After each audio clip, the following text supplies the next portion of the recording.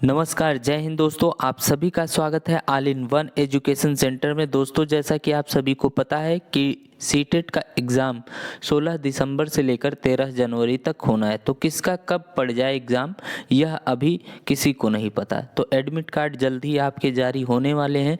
तो ऐसे में आप अपनी तैयारी में जुटे रहिए। अगर अभी तक आपने तैयारी शुरू नहीं की है या आप जान नहीं रहे हैं कि सीटेट में कैसे प्रश्न आते हैं, कोई भी सब्जेक्ट हो, आप यहाँ पर संस्कृत है, हिंदी है, इंग्लिश है, सीडीपी है, ईवीएस है, मैथ है, सारे सब्जेक्ट के यहाँ पर अभ्यास कराए जाएंगे। जितने भी प्रैक्टिस सेट हैं या प्रीवियस ईयर क्वेश्चन हैं, सभी इस चैनल पर आपको देखने को मिलेगा। तो जल्द से जल्द जुड़ जाइए, अपने फ्रेंड को भी जोड़िए और दोस्तों कमेंट ज़रूर करिएगा अगर वीडियो अच्छा लगेगा तो चलिए अब हम देखते हैं बाल विकास को। यहाँ पर हम पार्ट 1 प्रैक्टिस सेट देखने जा रहे हैं, बाल विकास एवं शिक्षा शास्त्र का, चाइल्ड डेवलपमेंट एंड पेडागोजी का। तो दोस्तों यहाँ पर हम प्रश्नों की श्रृंखला शुरू करने जा रहे हैं। 1 से 30 तक प्रश्न आते हैं। तो बाल विकास के हम पहले प्रश्न को देख रहे हैं। यहाँ पर आप देख रहे हैं कि पहला प्रश्न आपका दिया हुआ है कि प्राथमिक स्तर पर एक शिक्षक में निम्न में से किसे सबसे महत्वपूर्ण विशेषता मानना चाहिए। यानी एक शिक्षक के रूप में कौन सी उसकी विशेषता महत्वपूर्ण है। तो यहाँ पर आपको बता दें, कई ऐसे विकल्प होंगे जो सभी सही लगेंगे, लेकिन आपको सबसे बेस्ट उसमें से चुनना होगा। तो यहाँ पर पहला है धैर्य और दृढ़ता, शिक्षण पद्धतियों और विषयों के ज्ञान में दक्षता, यह भी बहुत ज़रूरी है। अति मानक भाषा में पढ़ाने में दक्षता और पढ़ाने की उत्सुकता। तो ये चारों ऑप्शन आपको सही लग रहे हैं, लेकिन सबसे महत्वपूर्ण इसमें से पहला हो जाएगा। कौन सा? कि धैर्य और दृढ़ता एक शिक्षक के अंदर बहुत ही महत्वपूर्ण इस विशेषता का होना आवश्यक है। आगे हम देखते हैं दूसरा प्रश्न। यहाँ पर दूसरा प्रश्न आप देखेंगे, दूसरे प्रश्न को हम पढ़ेंगे। देखिए लिखा हुआ है कि एक शिक्षक अपने लोकतांत्रिक स्वभाव के कारण विद्यार्थियों को पूरी कक्षा में कभी भी बैठने की अनुमति देता है। कुछ शिक्षार्थी एक साथ बैठते हैं और चर्चा करते हैं या सामूहिक पठन करते हैं, कुछ चुपचाप बैठकर अपने आप पढ़ते हैं। एक अभिभावक को यह पसंद नहीं आता है, मतलब कक्षा में कुछ छात्र अलग बैठे हैं, कुछ अलग बैठे हैं, कुछ डिस्कशन कर रहे हैं, कुछ चुपचाप बैठे हैं। तो यहाँ पर अभिभावक एक आते हैं और देखते हैं, उनको यह अच्छा नहीं लगता है। तो अब बताइए इस स्थिति से निपटने के लिए कौन सा तरीका बेहतर हो सकता है। तो यहाँ पर ऑप्शन दिए हैं। पहला है अभिभावक को प्रधानाचार्य से अनुरोध करना चाहिए कि वे उनके बच्चे का अनुभाग बदल दे, यानी कि उनका सेक्शन बदलवा दे। या फिर अभिभावक को शिक्षक पर विश्वास व्यक्त करना चाहिए और शिक्षक के साथ समस्या पर चर्चा करनी चाहिए, यह भी हो सकता है। तीसरा देख रहे हैं अभिभावकों को उस विद्यालय से अपने बच्चों को निकाल लेना चाहिए। तो यह तो गलत है बिल्कुल, क्योंकि हमको निगेटिव नहीं पहुंचना है। निगेटिव आप सीटेट में कोई भी प्रश्न ज़्यादा से ज़्यादा संभावना होती है कि निगेटिव प्रश्न आपके गलत हो जाते हैं। तो आपको सकारात्मक सोच के साथ अपना आंसर देना होगा। 99% में यही होता है कि आपको सकारात्मक लेना है पहलू। यहाँ अभिभावकों को प्राचार्य से शिक्षक की शिकायत कर देनी चाहिए, यह भी नहीं हो सकता। तो ऊपर में 1 और 2 में ए या बी में कोई एक हो सकता है। दोनों में सबसे महत्वपूर्ण कौन सा होगा? तो इसका सही उत्तर हो जाएगा बी आपका सही हो जाएगा। ए भी नहीं होगा और बी हो जाएगा। क्या होगा? अभिभावक को शिक्षक पर विश्वास करना चाहिए और शिक्षक के साथ समस्या पर चर्चा करनी चाहिए। आगे हम देखते हैं तीसरा प्रश्न। तीसरा प्रश्न आप देख रहे हैं कि वह अवस्था जब बच्चा तार्किक रूप से वस्तुओं एवं घटनाओं के विषय में चिंतन प्रारंभ कर देता है। तो तीसरा प्रश्न आप देख ही रहे हैं, कौन सा ऐसा उम्र होता है, या आप कह सकते हैं कौन सी अवस्था होती है जब बच्चा घटनाओं के विषय में चिंतन करना प्रारंभ कर देता है। औपचारिक संक्रियात्मक या पूर्व संक्रियात्मक या मूर्त संक्रियात्मक अवस्था या संवेदी प्रेरक अवस्था। तो इसका सही हो जाएगा तीसरे का सी। जो मूर्त संक्रियात्मक अवस्था होती है, जो 7 से 11 वर्ष होती है, उसमें बच्चा क्या होता है, वो चिंतन करना आरंभ कर देता है। अगला हम प्रश्न देखेंगे चौथा। चौथे में आप देख रहे हैं मन का चित्रण संबंधित है। किससे संबंधित है?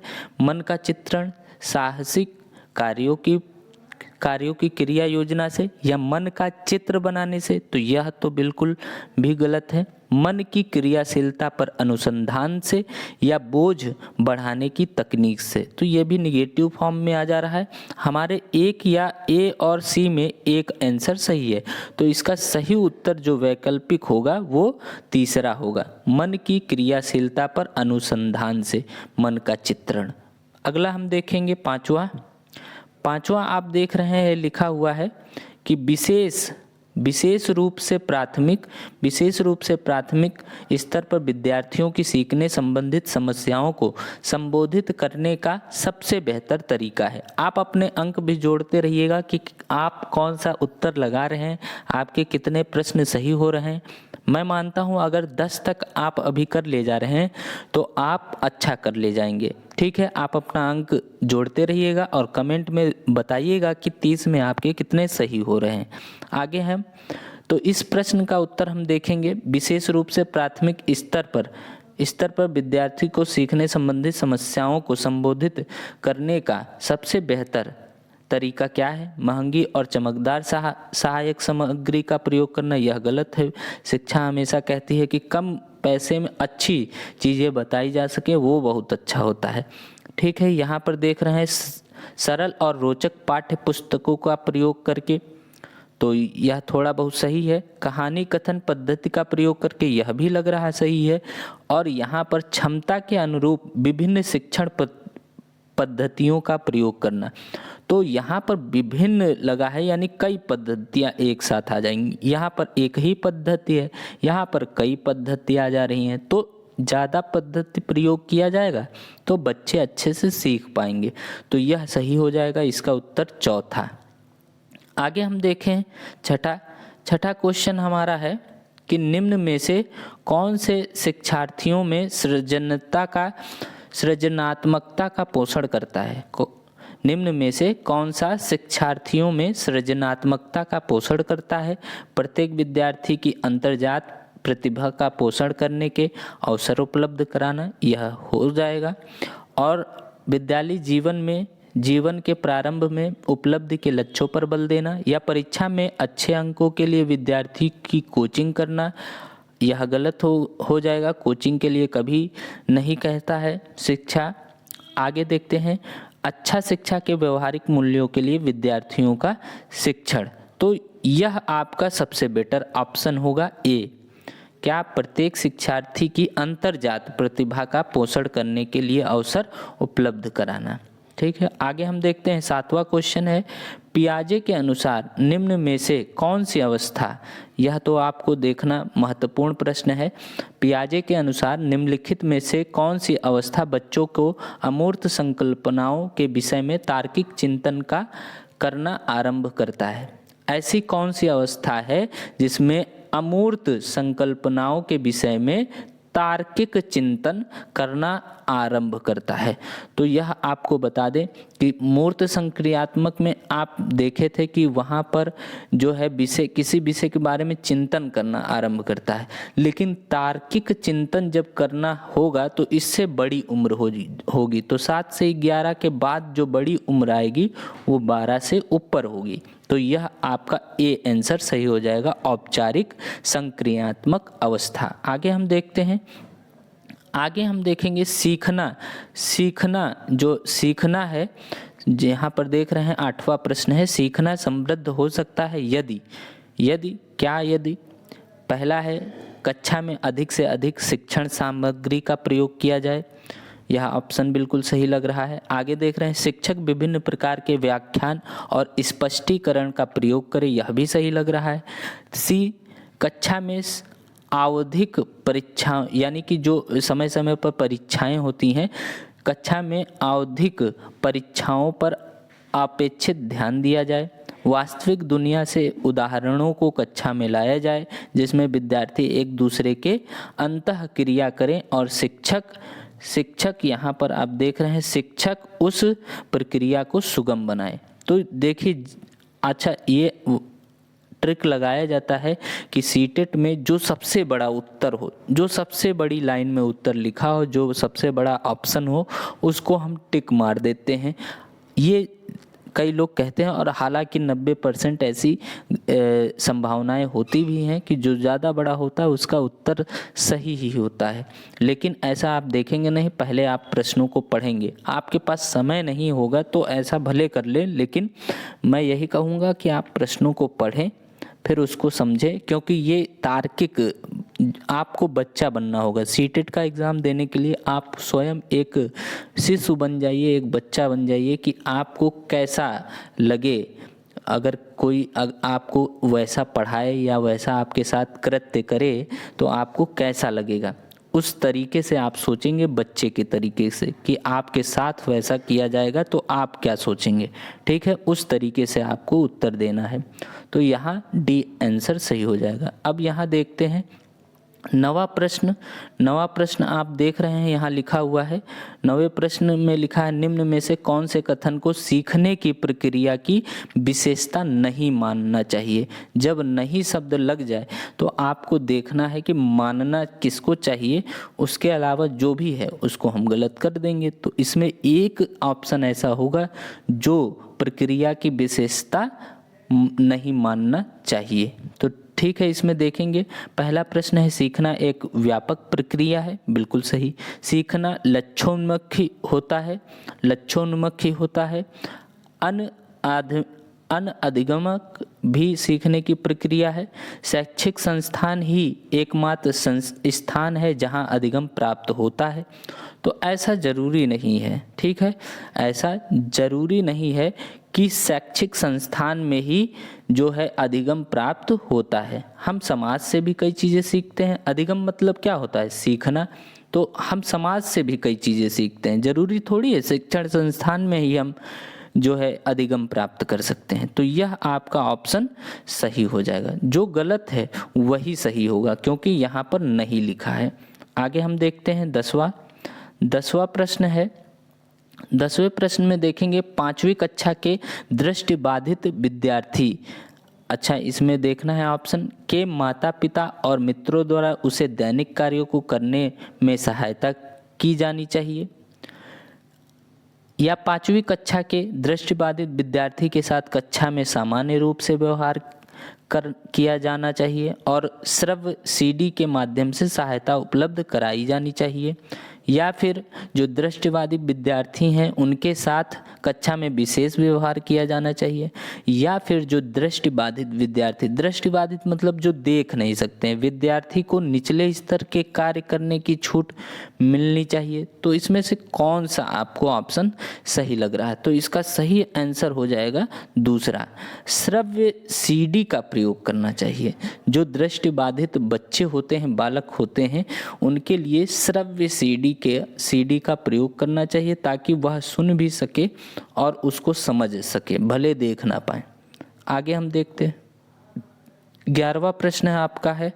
11वें प्रश्न को हम देखेंगे निम्न में से कौन से बच्चे की सामाजिक मनोवैज्ञानिक आवश्यकताओं के साथ संबंध नहीं है। यहाँ पर फिर देखिए नहीं लगा है तो आपको प्रश्नों को सही से पढ़ना होगा ऑप्शन को।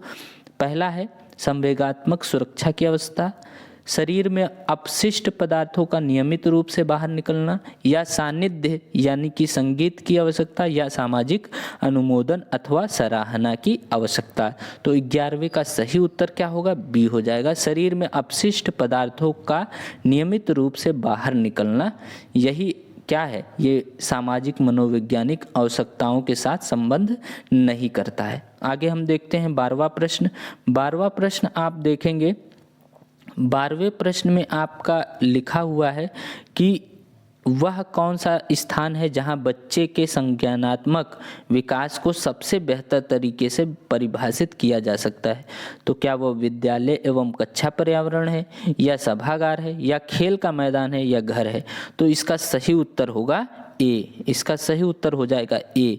जो विद्यालय है और कक्षा का पर्यावरण है वह संज्ञानात्मक विकास के लिए, बच्चों के विकास के लिए बहुत ही बेहतर तरीके से परिभाषित किया जा सकता है। और देखते हैं 13वां प्रश्न आप देख रहे हैं। 13वें प्रश्न में लिखा है कि यहाँ पर डैश डैश दिया है, यानी कि यहाँ पर आपको कुछ इनमें से चूज करना है।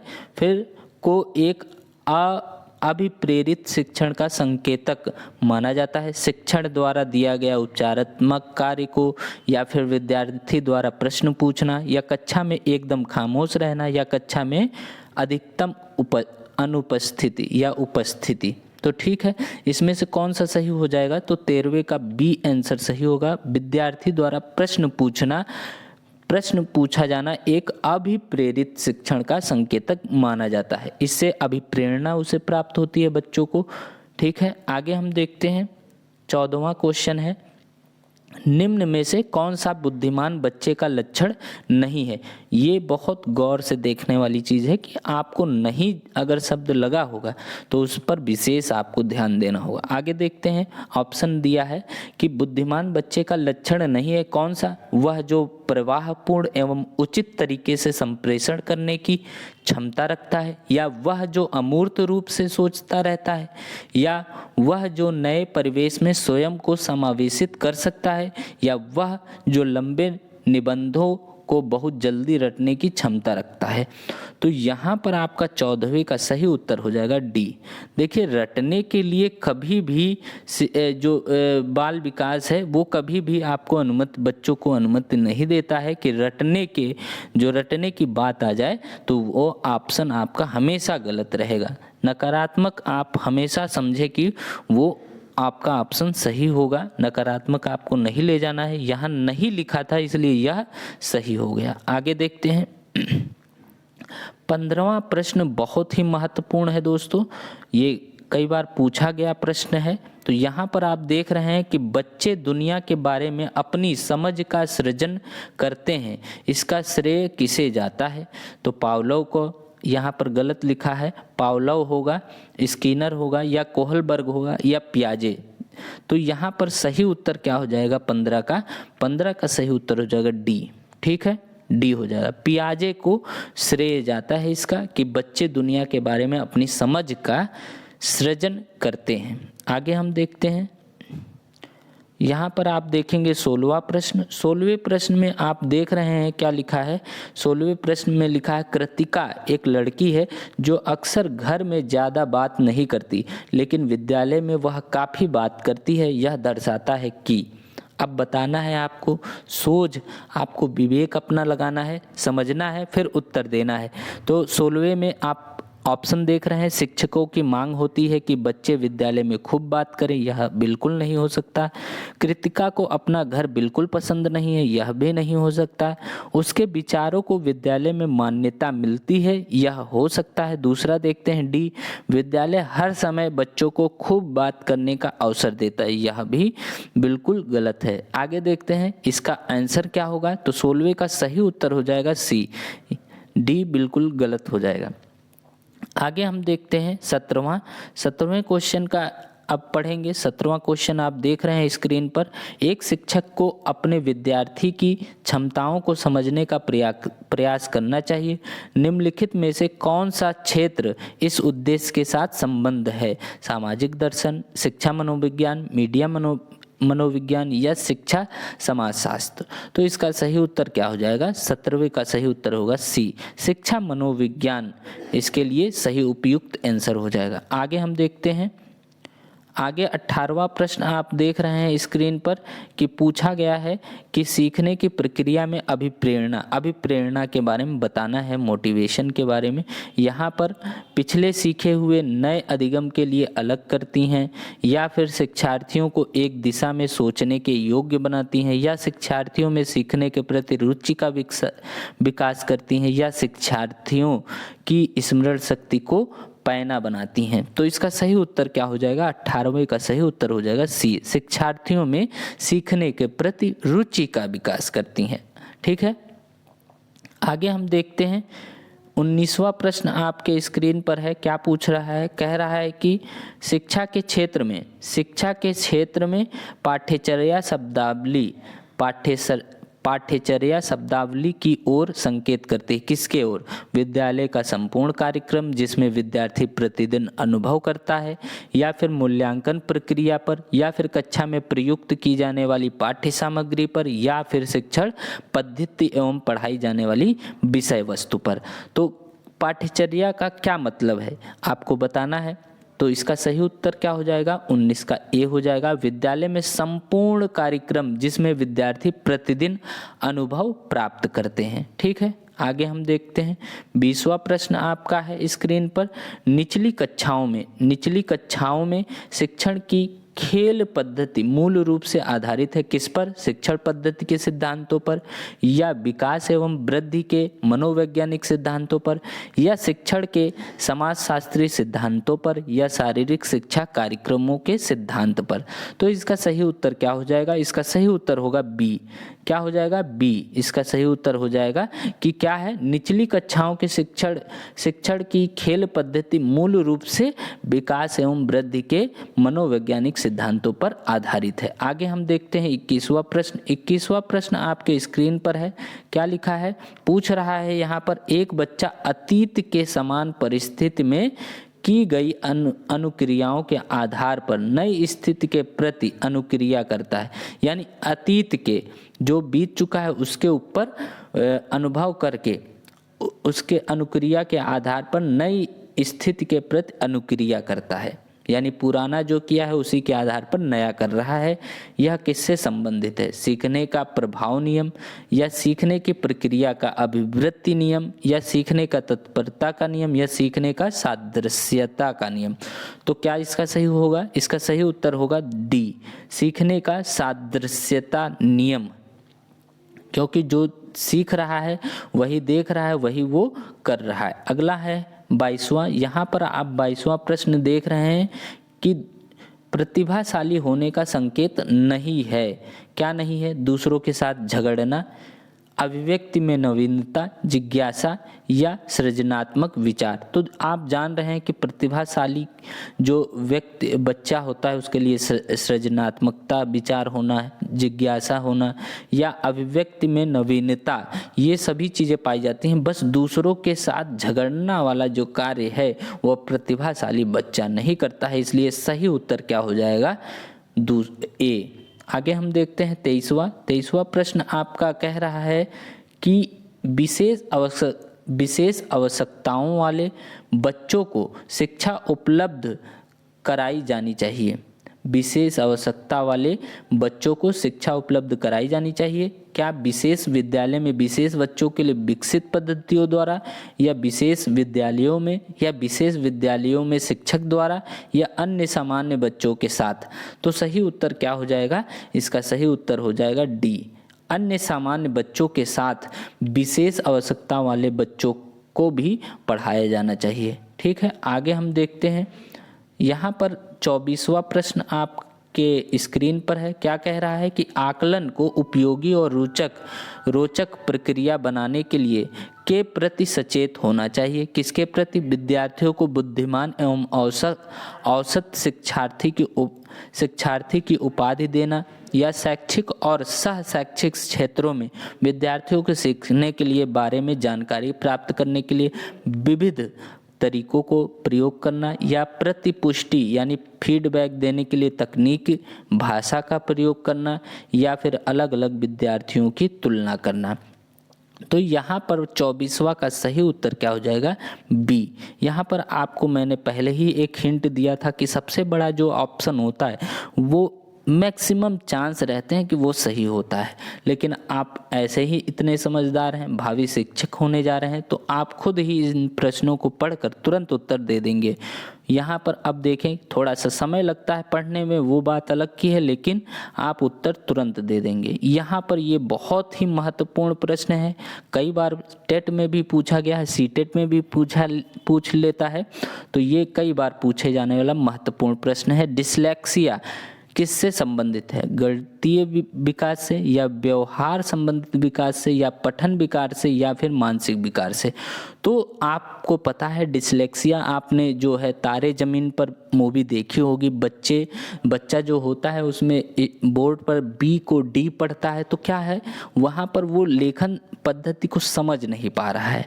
तो इसमें सही उत्तर क्या हो जाएगा, 25 का सही उत्तर होगा बी, पठन विकार है, यानी पढ़ नहीं पा रहा, उल्टा अक्षर उसे दिखाई दे रहा है।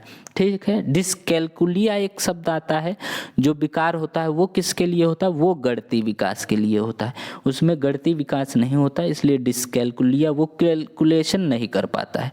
आगे हम देखते हैं 26वां है, बच्चों को सीखने की प्रक्रिया में माता पिता को भूमिका निभानी चाहिए, कौन सी, अग्रोन्मुखी या सहानुभूतिपूर्ण या तटस्थ या नकारात्मक। तो कौन सी जो है माता पिता को कौन सी भूमिका बच्चों के लिए सीखने में निभानी चाहिए, कौन सा होना चाहिए, इसमें सही उत्तर क्या हो जाएगा, 26 का सही उत्तर हो जाएगा ए, अग्रोन्मुखी होना चाहिए। ठीक है, यानी कि यहाँ आप देख सकते हैं पूरा एक्सप्लेन भी है, बच्चों को सीखने की प्रक्रिया में माता पिता अग्रोन्मुखी भूमिका निभानी चाहिए तथा उन्हें और अच्छा करने के लिए प्रोत्साहित करना चाहिए। ठीक है, आगे हम देखते हैं 27वां, बहुत ही इम्पोर्टेंट प्रश्न है ये भी। यहाँ पर देख रहे हैं कि विकास कभी भी न समाप्त होने वाली प्रक्रिया है, यह विचार किससे संबंधित है, निरंतरता का सिद्धांत या फिर एकीकरण का सिद्धांत या अंतःक्रिया का सिद्धांत या अंतः संबंध का सिद्धांत। तो 27 का सही उत्तर क्या हो जाएगा, ए, निरंतरता का सिद्धांत। विकास क्या है, एक सतत और व्यापक और निरंतर चलने वाली प्रक्रिया है। ठीक है, आगे देखते हैं 28वां, आप देख रहे हैं बहुत ही ये भी महत्वपूर्ण प्रश्न है, सीखने के अंतर्दृष्टि सिद्धांत को किसने बढ़ावा दिया था। आपको सही उत्तर इसमें चूज करना है, पावलोव, वाइगोत्स्की या जीन पियाजे या गेस्टाल्ट। तो इसका बहुत बार पूछा जाने वाला प्रश्न है 28वां, इसका सही उत्तर क्या हो जाएगा, डी, गेस्टाल्ट जो थे वो सीखने के अंतःदृष्टि सिद्धांत को बढ़ावा देने वाले मनोवैज्ञानिक थे।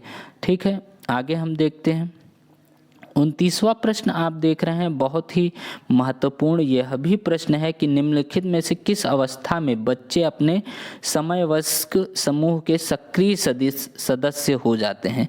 तो इसका सही उत्तर क्या हो जाएगा, किशोरावस्था में जो बच्चे होते हैं वो समूह में चलने वाले होते हैं, समूह उनके लिए बहुत महत्वपूर्ण होता है। यहाँ देख सकते हैं किशोरावस्था में बच्चे अपने वयस्क समूह में सक्रिय सदस्य हो जाते हैं। आगे हम लास्ट प्रश्न इस वीडियो का देखने जा रहे हैं, बच्चों के बौद्धिक विकास के 4 विशिष्ट आवश्यकताओं की पहचान कीजिए, एरिक्सन द्वारा या पियाजे द्वारा या स्किनर द्वारा या कोहलबर्ग द्वारा। तो सही उत्तर हो जाएगा पियाजे द्वारा। बच्चों के बौद्धिक विकास की 4 विशिष्ट अवस्थाओं की पहचान की गई थी पियाजे द्वारा। ठीक है, पियाजे जो हैं वो बहुत ही महत्वपूर्ण और आपको पता ही है माने जाने मनोवैज्ञानिक थे। ठीक है, इनका जन्म भी आपको पता है कि स्विट्जरलैंड में हुआ था। दोस्तों आपको बता दें कि यह श्रृंखला जो है वो हमेशा चलती रहेगी और आप इसमें देख पाएंगे कि सारे सब्जेक्ट यहाँ गणित भी होगा और सीडीपी भी होगा, संस्कृत, मैथ, हिंदी, सारे सब्जेक्ट एक एक पार्ट करके बनाए जाएंगे। ये पार्ट 1 है, अभी इसके कई पार्ट बनेंगे और मैं दावा करता हूँ कि 100% आपके 100 से अच्छे नंबर आएंगे, 150 में 100 के ऊपर आप ले आएंगे। बिल्कुल आप लगे रहिए लगातार। तो इस वीडियो में दोस्तों इतना ही, कमेंट ज़रूर करिएगा। जय हिंद, जय भारत।